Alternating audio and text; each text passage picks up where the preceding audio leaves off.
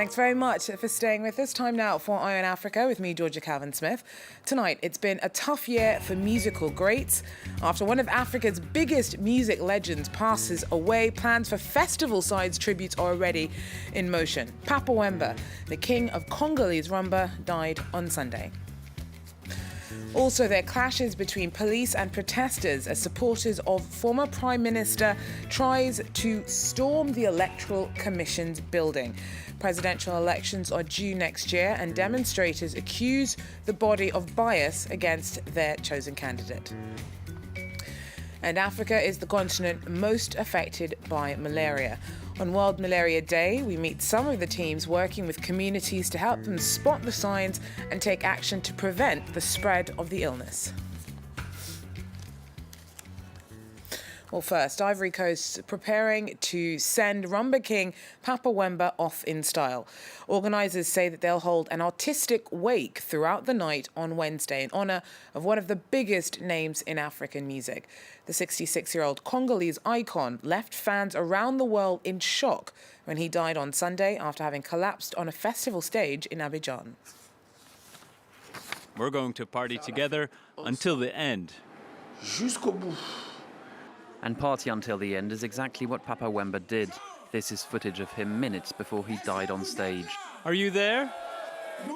We're going to take you now to the country of Rumba, DR Congo. On Monday, his wife and several family members arrived in Abidjan. His body should be sent back to Congo in the coming days. In his district of Matonge in Kinshasa, his friends are devastated. The king of Congolese Rumba died aged 66.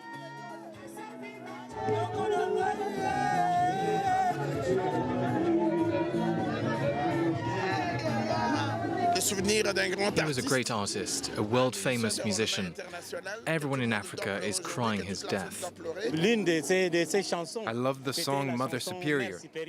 It was such a big hit in the capital and across the country.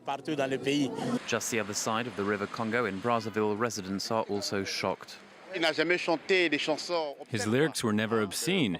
He was a great musician and he will be deeply missed. He was a great African baobab. Africa has just lost a great star. I'm very moved. When Papa Wemba's body arrives in Kinshasa, huge crowds are expected to line the streets to pay their last respects. Well, in Kenya, police clashed with protesters trying to storm the offices of the Electoral Commission on Monday. The crowds were led by former Prime Minister and runner-up in the 2013 elections, Raila Odinga. Now, his supporters want the commission dissolved. Ahead of elections next August, they accuse election chiefs of being biased in favour of current President Uhuru Kenyatta. Duncan Woodside brings us more. Opposition politicians, including former Prime Minister Raila Odinga and ex-Vice President Kalonzo Musyoka, are calling for nothing less than a disbandment of the Independent Electoral and Boundaries Commission.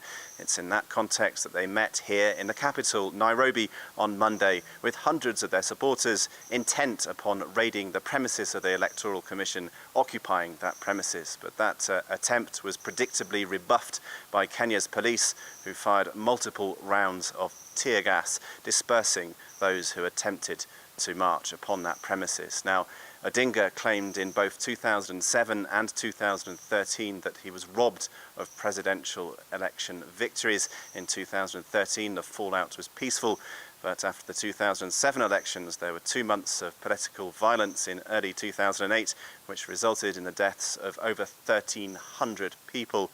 It's not just opposition politicians, however, who have concerns about the Electoral Commission going into the August 2017 presidential poll. The National Council of Churches Kenya, a Protestant umbrella group, is also calling for a disbandment of the existing Electoral Commission. Duncan Woodside there for us in Nairobi. Now, a year since Burundi's political crisis was sparked by President Pierre Nkurunziza's announcement that he would be running for a third term, and the violence continues. A military general and his wife were gunned down on Monday. General Atanaze Kararuza was killed in Bujumbura as he dropped his daughter off at school.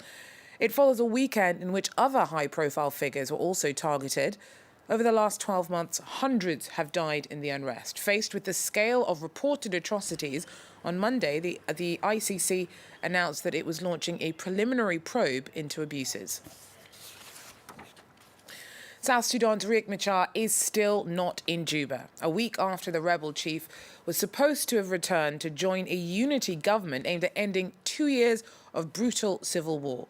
In a possible sign of progress, though, Machar's chief of staff did fly in on Monday with the weapons and the 195 soldiers that his boss had asked the government to bring into the capital.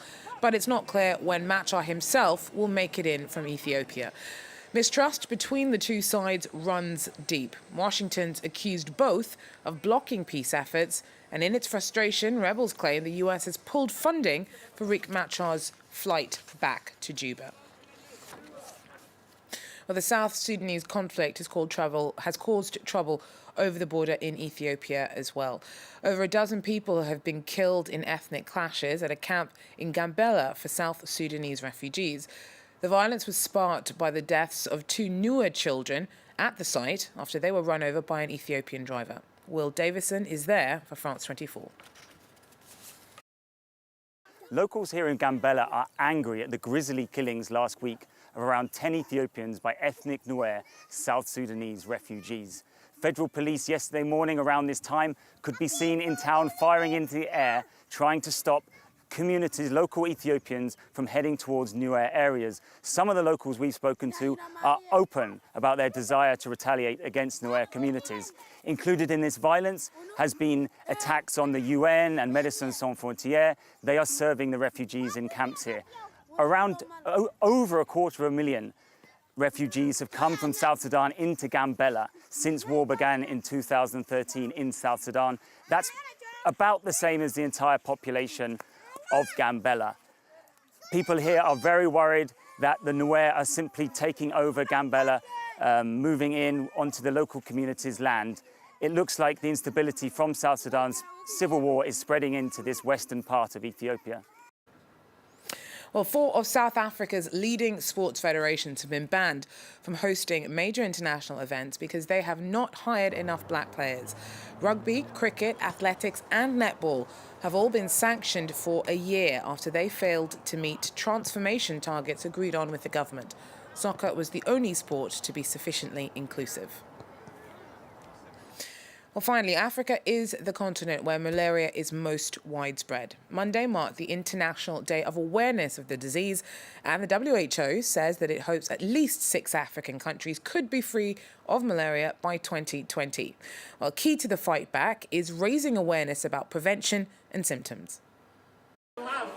In a sheltered spot out of the baking sun, these children in Lagos are taking part in a very special lesson. Members of the NGO Development Africa have come to their school to teach them how to spot the early signs of malaria and what they can do to stop the spread of the disease. Learning the way we can protect ourselves from mosquitoes and how we can use the net. On this World Malaria Day, the nets being handed out here door to door have built-in insecticides in a bid to stamp out the disease spread by the bite of infected mosquitoes. The mosquitoes live in dirty environments. And because they live in dirty environments, sometimes your house can be clean, but your neighbor's house could be dirty, and it spreads like that. So, but you using the long-lasting insecticide-treated net prevents the mosquitoes, no matter from how far they come, from entering and biting you. Africa remains the most affected region, home to 88% of cases and 90% of the 438,000 reported deaths last year. Most of the fatalities were children under the age of 5. While advances have been made over the last 15 years to control the disease, the World Health Organization says that progress is now threatened by mosquitoes' growing resistance to anti-malarial drugs and to insecticide. Earlier this year, it recommended large-scale pilot projects of a new vaccine in certain parts of the continent, which, if successful, could pave the way for wider deployment. Well, that's it for Eye on Africa. Thanks very much for joining us, and do so again if you can. Take care.